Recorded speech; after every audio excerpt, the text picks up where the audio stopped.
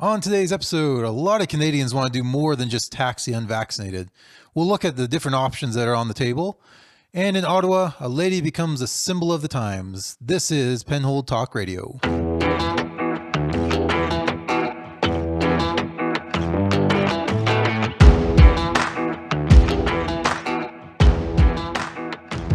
And welcome to the show. Thank you for coming along with us. My name is Brian Constantine. I am here with my co-host, Michael Rowland. Hello, hello.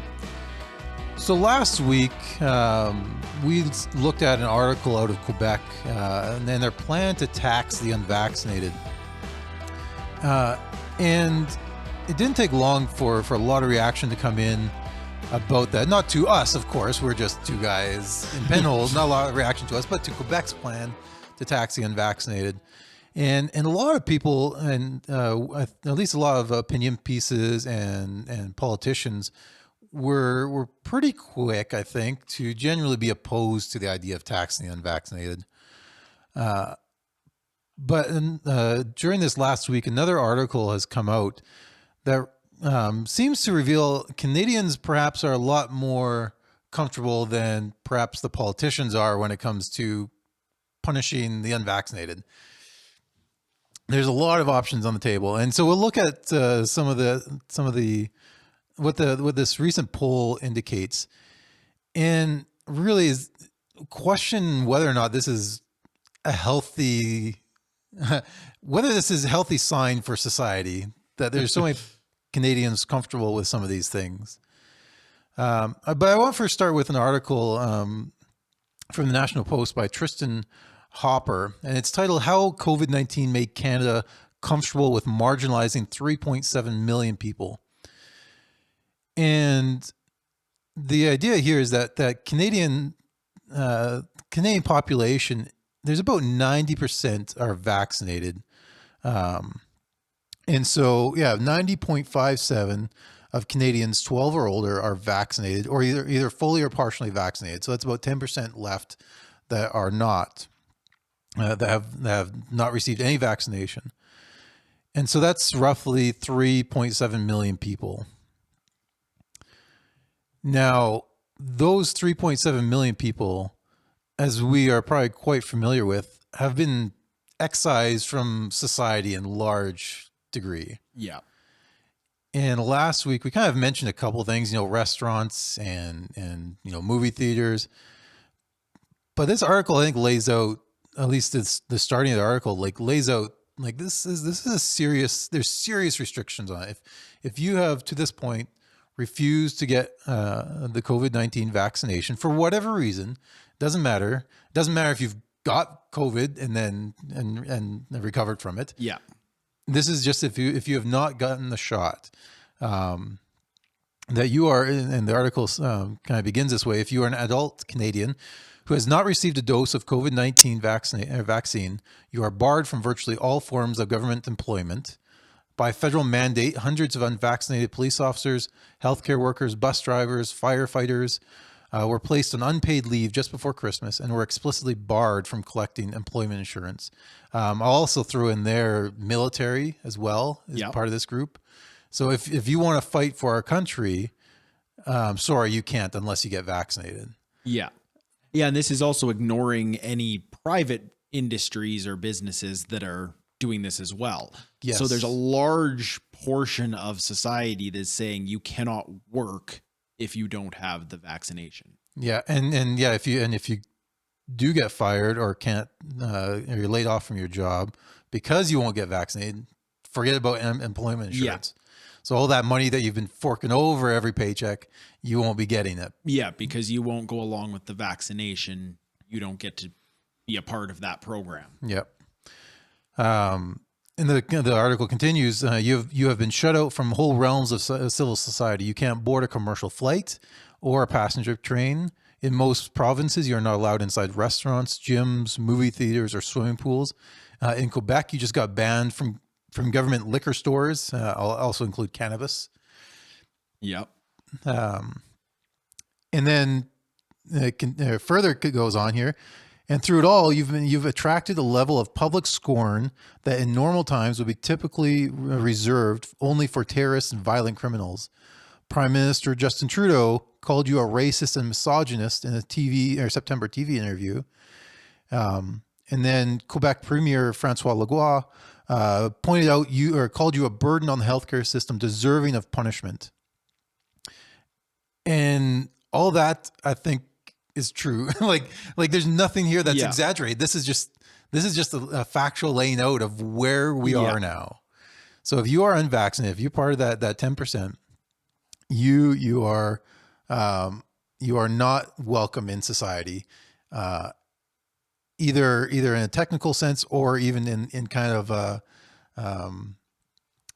in a friendly neighborly way. like you are outside. You are out with the lepers at this point. Like this is Old Testament stuff, and it's not like, and at least back then, if you got disease, you at least had the disease that you were pushed away from. You actually had to show signs that you were sick, and then you got quarantined. At least the Old Testament had that, right? Here, it's not whether or not you're sick or not. It's whether or not you've been vaccinated against a potential sickness. Yeah. So it has nothing to do with whether or not you're sick, which I think most people would agree. If you're sick, don't go around spreading it. That's just general courtesy. But in this case, it's whether or not you've had a medical treatment that we excise you from society or not. Yeah. That's another step further than just simply say, if you're sick, don't come around here. This is if you haven't got the COVID shot, don't come around. We don't want, and that doesn't mention that listing doesn't mention the numerous social restrictions that were in place. You couldn't go to, you couldn't have people over to your house. You couldn't meet with other people. There's even restrictions about, whether or not you can meet people outdoors. So there's just, this isn't light. Like, this isn't, you just can't go out for dinner at night. This is significant restrictions on how you would just normal living in a society. Yeah. And we've normalized it completely. Mm-hmm. Just anecdotal, but I've read and heard numerous occasions of people breaking off friendships, breaking off family relations because of somebody who's vaccinated or unvaccinated. Yep. We're tearing people apart and saying that these unvaccinated people are no longer socially acceptable in our society, and it's just becoming normalized. Yeah. Normalized and very well, or very much accepted by, sadly, a lot of Canadians, according to some of these polls. So we're gonna go through. Well, let's first. There's another article kind of related to. Actually, no. Let's go with the punishment ones. In this first article, it lists some of the stats. It says 60%. Quoting from the article, it says a Maru public opinion poll this week found that 60% of Canadians favored a punitive tax on the unvaccinated.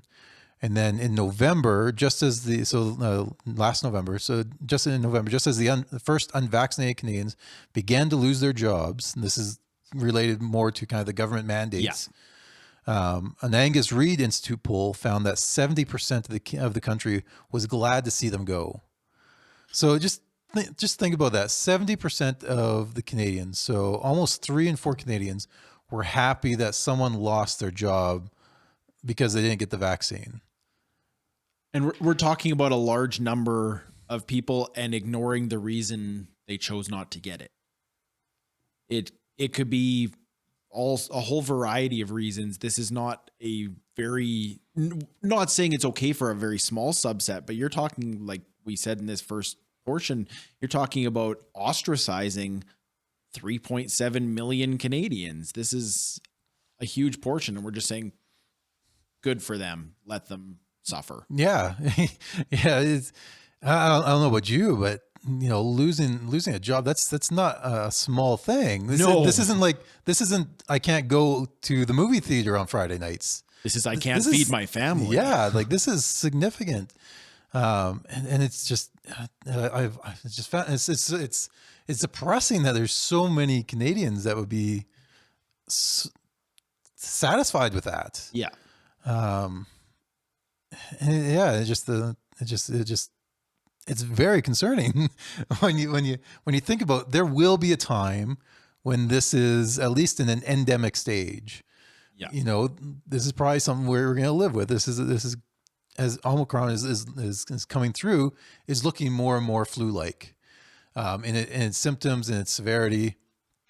It's going to be something that's just is going to come through society, and we're going to have to live with people who don't want to get the vaccine. These kind of numbers, just wonder what that new normal that people are talking about. Yeah. What does that really end up looking like? Yeah.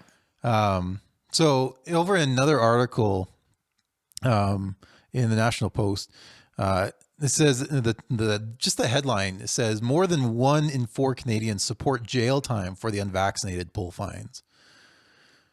So I'm just going to run through this article, and I think you'll be hopefully you're as kind of concerned, at least like that's I think the lightest approach. If you aren't concerned by these numbers, then that's there's other issues perhaps, but these are disconcerting to say the least. It says that in this new poll that 37% of Canadians, so this was 1,500 Canadians that were polled online across Canada on January 14th and 15th. And so this is a population-wide polling. It says that 37% were in favor or found it acceptable to deny the unvaccinated public-funded health care. So this goes beyond simply taxing someone. You're not even allowed to get into public-funded healthcare in Canada. Where does that leave you? And we don't have a 2-tiered system. We don't allow private healthcare. So if you're not allowed access to the public system, basically we're saying go die. Yeah. That's pretty much what you're saying. Yeah, practically that's also what you're saying. And it goes against the premise of what the Canadian public healthcare system was designed for. It's not supposed to be based on your lifestyle choices, your decisions. You are treated regardless. That's the universal. If you've made the wrong choice throughout your whole life to do something horrible for your health, we still treat you. Yep. And now you're saying, yes, but this decision, no, we're not going to let this one go. Mm-hmm. Yeah, that's good. 37%. 27% would be okay to go as far as a short jail sentence. They're comfortable with up to 5 days, I believe, it says later in the article. Are we staggering these, or do we need to build some really big prisons? Because we're talking a large portion of the population. Yeah, so yeah, we're kind of stuck in between a rock and a hard place here. You know, whether we build more jails or more hospitals, according to at least 27% of the population. So that's crazy enough. Hopefully I don't have to walk back these words like in a couple months. I don't think we're going to get to that point of people being denied access to healthcare completely or jailed. That's if I was living in, say, Australia, that might be something different. There's a lot of points I didn't think we'd make it to, so I'm not going to speak to China, but yeah, it's ridiculous. Yeah, like China is imprisoning people up to 4 years now. I think in one article they're imprisoning people up to 4 years because they're trying to get zero COVID. They got the whole Olympics thing going on. So yeah, I think it's up to 4 years in jail now if you're caught breaking and spreading or breaking health restrictions and spreading this disease in a Chinese jail. That's gonna go well. So yeah, who knows? So that's what I mean. I hesitate because I know this is already happening in some places, and with these kind of numbers, you know, it's moved out of the realm of conspiracy theory or just kind of weird out there hypotheticals. It's closer than I feel comfortable with. I look at a place like Australia. Like we've often looked at us, I've often considered Australia. It's a very similar place to Canada in a lot of ways. Yep. The demographic of it, a lot about it is very similar. And looking at what's happening there, you've got these quarantine camps that essentially are functioning like prisons. Mm-hmm. And it's the way they're treating everybody, the restrictions they're putting in, and the way things have gone there. Nothing's beyond belief anymore. Yeah. I would say I find it unbelievable, but at this point I don't. Yeah. You're not surprised when you hear China's imprisoning people or putting them in quarantine camps. Yeah. That's one thing. But Australia, if you haven't looked into what Australia is doing, A democracy similar to our own. yeah, It's going down that path. It's like they're building quarantine camps like for use in coming years, like not just for the immediate future. Like they have plans to have these going on more long term. Continuing back with the article, it found 2/3 of Canadians are in favor of mandatory vaccines for everyone over the age of 5. I almost said 12. Over the age of 5. So there's 2/3 of Canadians want to make sure that you and every kid you have over 5 would be required to be vaccinated. Where does that stop? Are they going to include booster shots? Are they going to include semi-annual booster shots? Or like what's the long game here? Yeah, or if you're going to do mandatory vaccines, what are you going to do for those that aren't? Because we have to be realistic. We're never going to get to 100% vaccination rate. The fact that we're at 90% for those over 12 is stunning. It is very high. That's one of the highest of any country. And even that hasn't stopped COVID. Even if we got 100%, especially given this latest variant, we're not going to see COVID disappear. No, it's transmissible even with the vaccination. So we'll put vaccination because most vaccinations has stopped cases. But yeah, this vaccination is a therapeutic, is what it is. It really is. And so we're not going to eliminate COVID. No. So what's the goal? What's the objective here? Yeah. What's the long term play? Plan for these vaccinations? So immediately the question is, if you're going to be in favor of mandatory vaccines, you have to decide what the punishment's going to be. If for those who don't, otherwise it's just not going to be effective. It's not going to mean anything. Yeah. So here's some polling on kind of the punishments people would be familiar or comfortable with. We already looked at 1 in 4 Canadians are okay with jailing the unvaccinated. Over 1 in 3 were comfortable with denying them public health care in Canada. Remember this is Canada. This is Canada. Yeah, this is not communist China. This is Canada. Canada. Yeah. 33% of the survey respondents says it would be acceptable not to allow them to renew their driver's license. So it's interesting because if you look in the Canadian Charter, you actually have a right to travel anywhere in Canada. But we've already taken some of that away. You can't get on a plane or a train now. So we're making it very difficult. And then they're saying it's okay to take away their driver's licenses. Yep. So you are no longer able to travel. I guess you can by horse. Yeah. Hopefully you're out of the country or something. You can no longer reasonably travel. No, of course. That's the thing. It's about applying as much pressure as possible to get these people on board. The question is just how far, and so a lot of people are prepared to go a long ways. Let's see other parts here. Whoops. The other part says 61% of respondents said it would be okay to make the unvaccinated pay a monetary health care surcharge on their taxes of up to $150 a month. Private healthcare. Yeah, basically. If you're unvaccinated, we're okay if you go to private healthcare. Essentially, that's what this would end up being. You're just paying a little bit. You're paying that kind of insurance premium, if you will. And this just goes back to that statement we made earlier, where that goes against what the Canadian public healthcare was designed for, and it starts to lean towards privatizing healthcare. And if that's the direction you want to go, then you privatize healthcare. You don't privatize it for one specific subset of people Yeah. who made one decision. Like, if you're going to do that, if we're going to go that direction, then you have to start looking at other personal health choices people make and say, well, that's a personal health choice that should not be covered by our healthcare.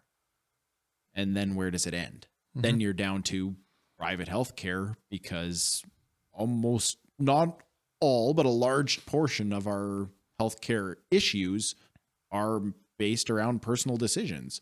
Sometimes unknowingly, a lot of times unknowingly.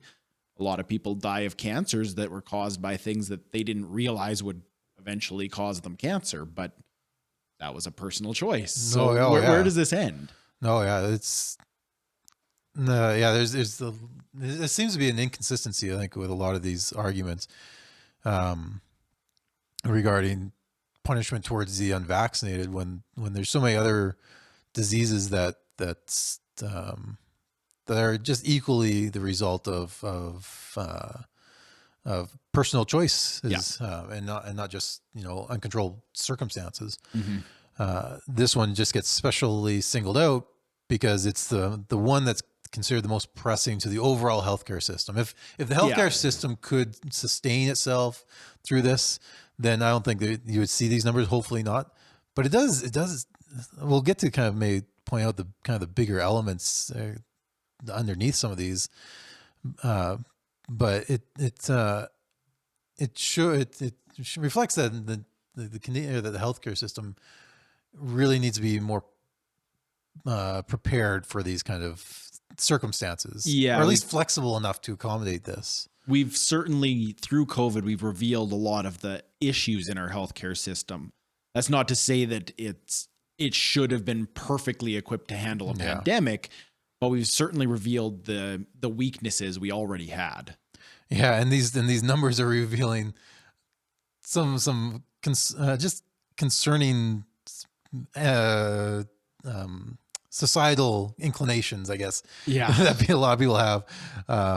At this point, I don't know if I'm more concerned about the status of the healthcare or Canadian society as a whole when I look at these numbers. So just to wrap up on some of these on this article, it says 48% of respondents said that those individuals, the unvaccinated, were responsible for overwhelming the healthcare system. 40% described them as people who are holding us back from having a new normal life.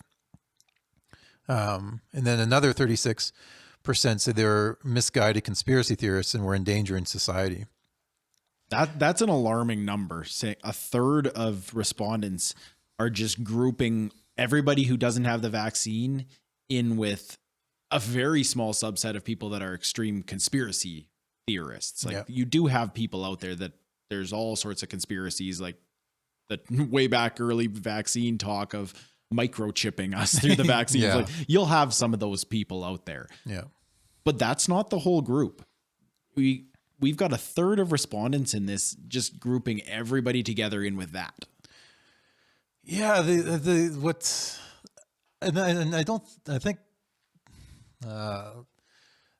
the concerning, what I see concerned about that is I think the number is higher if you ask something like whether or not you think those people are doing so rationally or something like that. Are the unvaccinated acting rationally? If you ask something like that, I bet you that number is higher, because I think a lot of people just view the unvaccinated as, maybe ignorant, or conspiracy theorists, or an irrational fear. There's just something wrong with them in some way. Like, don't they get it kind of approach. And it's just that mentality that I think ends up breaking down a lot of those relationships. As you mentioned before, a lot of relationships have broken down over these. And I think it ends up corrupting any ability to have dialogue with one camp or the other. We often see this, between political alliances, where you just kind of demonize the other guy, and to the point where you just cannot have a a reasonable conversation with them, like a good faith conversation with them. Like, I'm honestly, what is your view? I want to understand it kind of conversation. Yeah, we've made that nearly impossible. Yeah. Yeah. When you look at these numbers, if you think like 50% think that they're responsible for overwhelming the healthcare, 40% of the people believe that the unvaccinated are holding us back from having a new normal life. So if you think someone is like responsible for you not living the life you want to live, it might be difficult to have a conversation with them. And when you carry that blame on for the length of time this has gone on, we see it like we've had the vaccinations now for what, around a year. So you're looking at about a year of blaming people who aren't getting the vaccine. It's just going to keep getting more and more ingrained into your mind that it's their fault that I'm still stuck in these lockdowns or still stuck not being able to do what I want to do. Yeah. And then more of the article here, just the final points here. 77% said they're find it acceptable to put the restrictions in place. They would refuse entry unless you had unless you had vaccinations, like we talked about at the beginning. And then perhaps the most cold-heartedly, like there is 27% of people in this poll said that they had no sympathy whatsoever for the unvaccinated who gets seriously ill or dies, and only 19% said they had a lot of sympathy, while the rest were somewhere in between. So 1 in 4 Canadians have no sympathy for the unvaccinated who get seriously ill or die. Yeah. That's not a sign of a society that is in a healthy situation, regardless of hospital status. Yeah. This to me is a more concerning and harder to rectify disease when you see these kind of numbers, this kind of mentality that Canadians have for one another, because of decisions that are being made at an individual level. And for a lot of, even if you don't get it, it's hard to say that it's irrational. Yeah. Like, think of any other situation where a vaccine was developed and then issued within a year, that you would normally go ahead and say, yeah, sign me up for that. Like, that's just not something we normally do. Everyone else to. Yeah. Like, we would never, without the urgency of the pandemic, we would never say that somebody isn't justified in wanting to take a bit of time to make sure that everything's okay. But when they say that exact same thing now, we demonize them as a lunatic who just won't do what they have to do. Mm-hmm. So it's just so concerning about where this new normal is going to, or what it's going to look like. So those are some stats that are out there. Another article so there's a lot of Canadians that are comfortable with a lot of these different types of punishments and enforcing mandatory vaccines. Another article, again, this one just happens to be from the National Post again, with the headline that says "Vaccination mandates increased uptake of COVID shots by almost 70%. Canadian study finds." So all those it's interesting. They use vaccine mandates, and we do that, but at the same time, so many politicians don't say mandatory vaccines. They don't want to call it. Yeah, they don't want to call it a mandate, but by forcing your hand to, like, basically forcing you to do something or lose your job or not be allowed to participate in society. Yep. Yeah, it makes sense to call it a mandate. You're forcing people to do it, or they don't get to live their life. Yeah, I'm not sure what else. Yeah, it's not.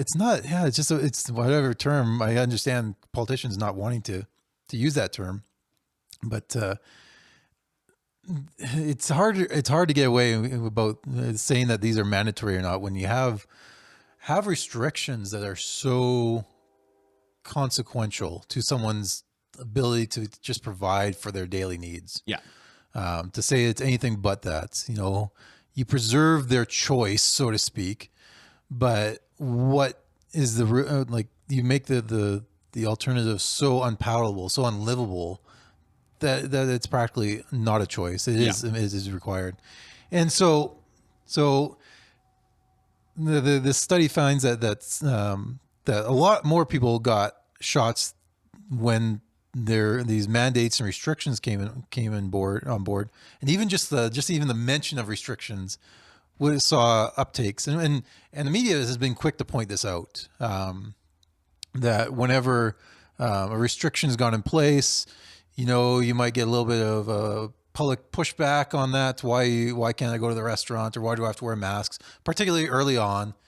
And the media, I think, would be quick with the article to say, well, X number of people signed up on the first day after hearing about these restrictions. Yeah.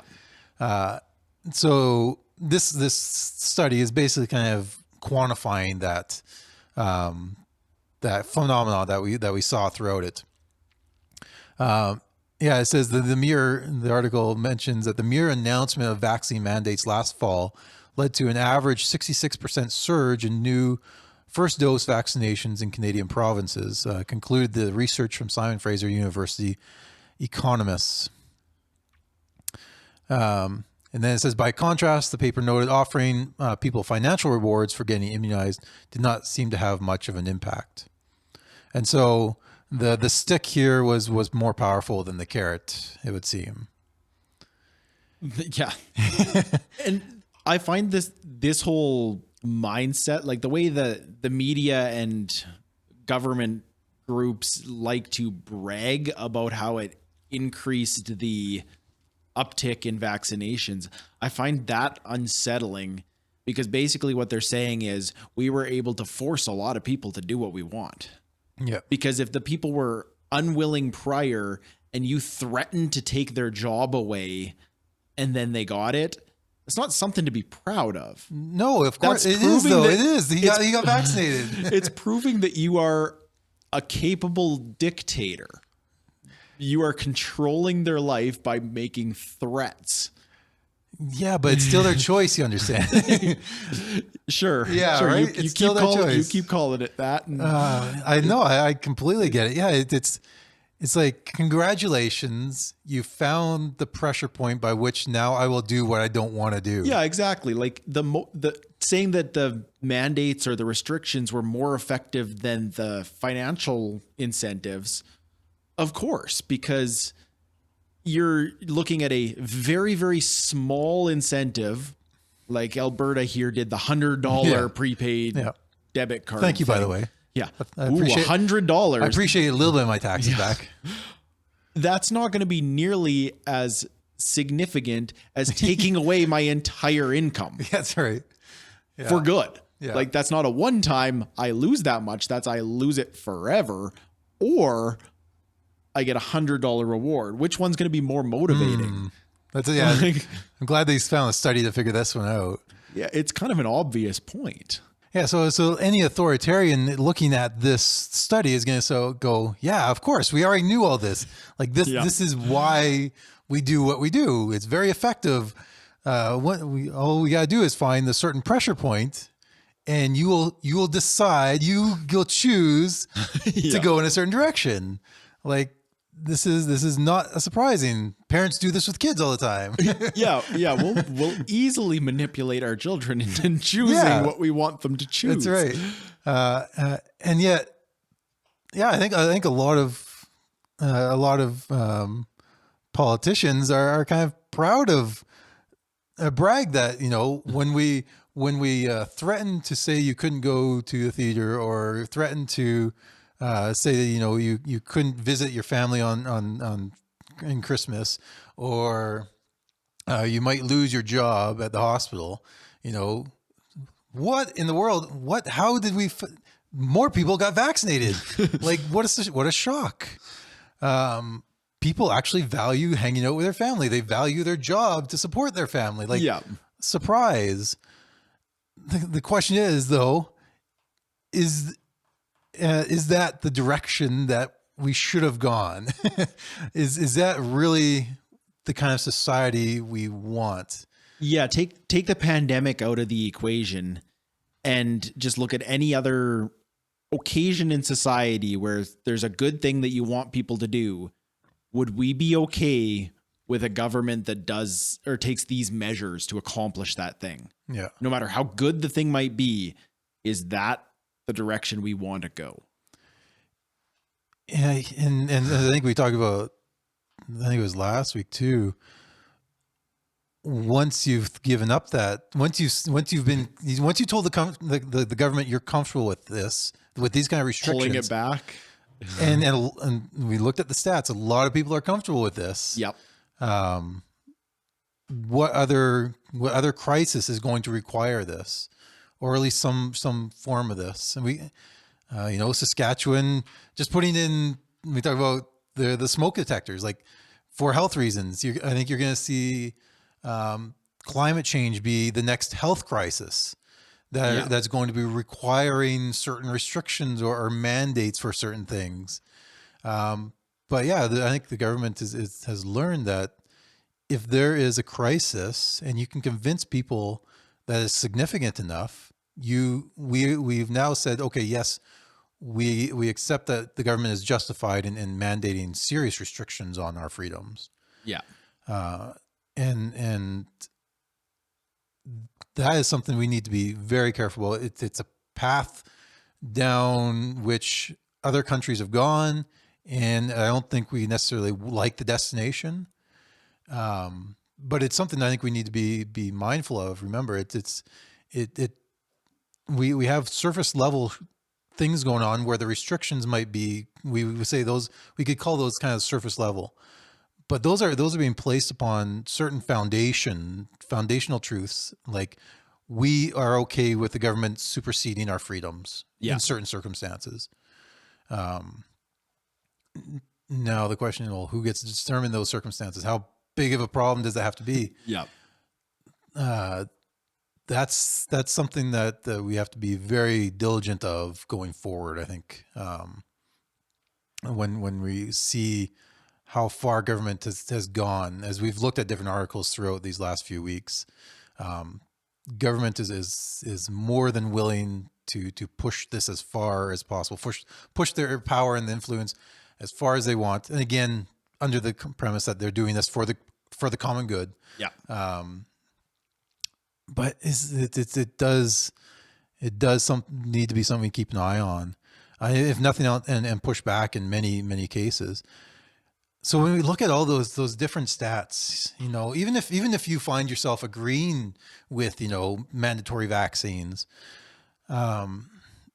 what kind of society is that kind of society we want, where the kind of the majority could force medical practices upon someone else? Is this really a situation in which that would be required? Is it, or is, maybe to think something so crazy that there are certain individual rights and responsibilities out there that no common good argument could supersede? Like, think about that. Like that, your ability to say, choose when you vaccinate your kids or not. Is that a right that you have as a parent, or even as an individual? Yep. Is there really any situation in which that decision is taken away from you and given to the government or the populace to decide? I think that's a question that people need to wrestle with. But I think a lot of people have just assumed that there's this common good that trumps everything. And I make the argument that the individual should do this for the common good. But that's not the case. It's, I think, often easier. I think we're seeing this a lot easier to say the government will make sure you do what's necessary for the common good.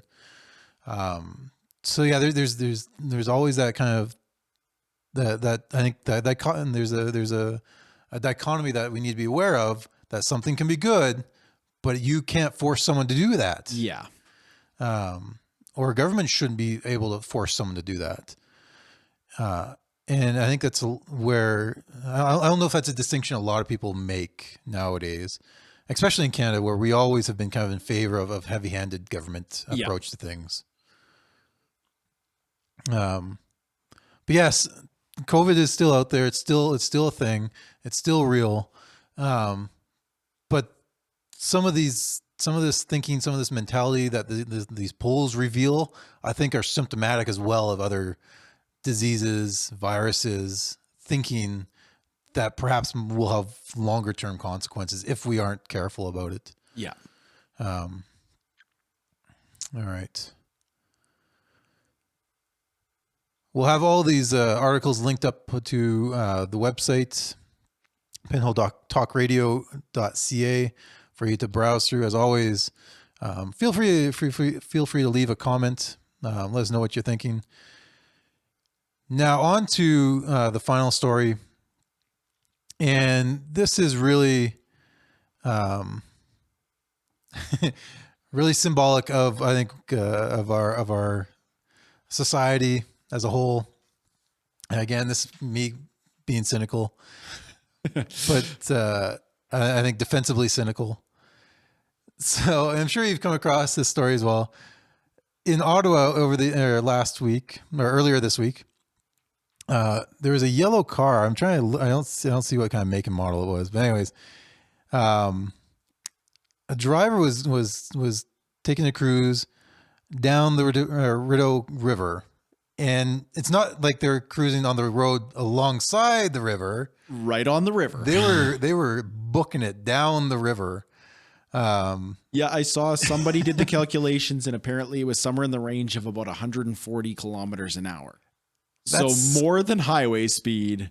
Yeah, down the river. It's kind of, the video is from a home security camera looking out into their backyard, and apparently they have a property overlooking the river near Ottawa, and it's great because you can see in the picture some kids playing ice hockey right near the shoreline, and they kind of all stop, and I don't know if it's hard to tell if they're looking or not, but it seems like activity stops, and I can only assume that they're looking at what is probably an unusual sight. Is this bright yellow four-door sedan? Actually, is it? I think it's a two-door coupe. Yeah, it's a little two-door coupe, cruising it down the river. Yeah. Fortunately, it's a wide enough river. It wasn't close to the kids, but all the same, it would stop a hockey game. You don't usually say car when you're playing ice hockey. Yeah. It's usually more a road hockey thing, but maybe that's what happened there as these kids are out there. But that's not even what makes the story amazing. No. That's I don't know if that's a normal Ottawa thing or not, but who knows? Yeah. No, what makes it interesting is that after traveling down the river, she finally hit a soft spot and the car sinks.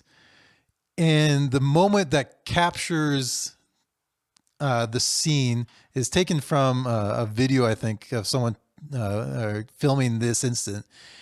Somehow, this lady has escaped from her vehicle, her sinking vehicle. It's about halfway sunk into the frozen river, and she's standing on the back window of it now. The hood, or the kind of the hood, and the engine is kind of sinking down.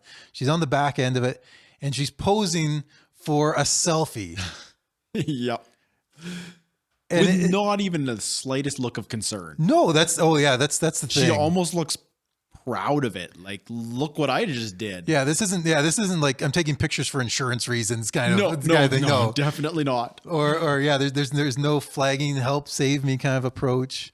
It's a little blurry, but I'm almost convinced there's a smile in the picture. It looks like a smile to me. Almost. But it struck me immediately, and I don't think this has gone unnoticed by others, that this just seems like very symbolic of our time, of this kind of self-obsession, and the disconnect from the consequences of your actions. Sure, something like that.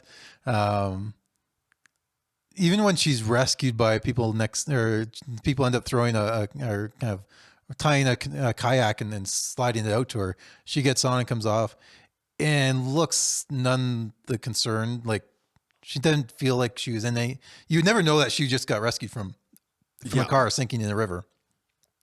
And it's not a beater car either. It looks like a decent vehicle. It's in decent order. And so like most people I think would be concerned about losing a vehicle in this way. Yeah. Though I think most people probably wouldn't be driving on the river in the first place. But anyways, Just so many levels of irresponsibility here. Yeah.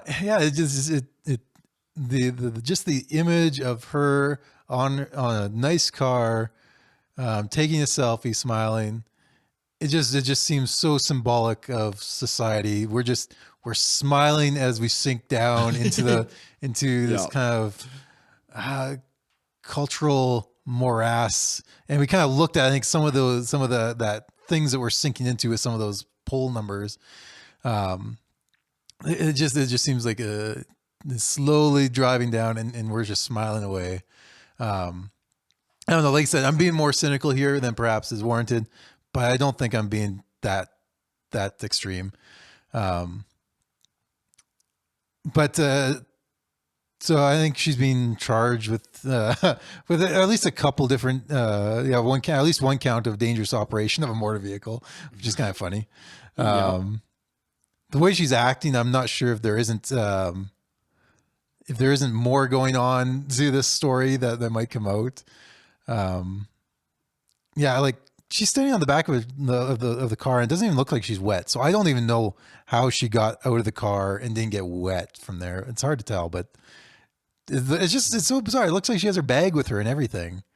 It's almost like it was planned. Climbed up there for the picture, as it was not singing, that she happened to be there. Like, I don't know. There's just so many unanswered questions here, and yet, there's this kind of narcissistic throwaway culture that we have that just seems like it's nicely encapsulated in there.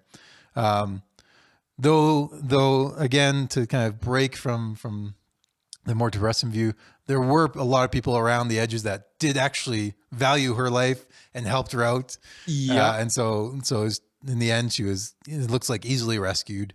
Regardless of her reaction and her behavior, there are some good people out there that saw her in a situation that was less than ideal and went out of their way to help. Yep. And so, the police have warned to stay off of the ice. Well, at least with your car. At least with your car, yeah. Maybe if she slowed down, maybe if she kept doing 140, she'd be okay. Who knows? There's the lesson to learn. That's right. Yeah. If you're on frozen ice, go faster. Who knows? That's not a recommendation. That's just me talking out loud. But it's your car, your life. Perhaps that's something that's up to individual responsibility to decide. Anyways, all right. So hopefully we didn't depress you too much with this. But I think it's important to point out some of these symptoms, to be aware that there is more than just COVID out there. And COVID itself is, I think, perhaps revealing underlying thinking, underlying ideologies, underlying worldviews that are, I think, much more harmful long-term to the survivability of Canadian society and culture and community. If you think that your neighbor has to get locked up because they haven't been vaccinated, that's not going to bode well for the community or any community. So get out there, talk to your neighbors as a neighbor, as another human being. Even if they are one of the crazy conspiracy theorists, go talk to them. Get to know them. Have a good faith discussion with them. Try to not trust in the government so much to address all these issues. Let's try to do more things on the community, neighbor to neighbor level. And I think we'll see some of these poll numbers change if we view people as actual individuals and not simply medical statuses to be corrected. Yeah. So ending on that note, thank you for listening along, for watching along. My name is Brian Constantine. And I'm Michael Rowland. And this is Penhold Talk Radio.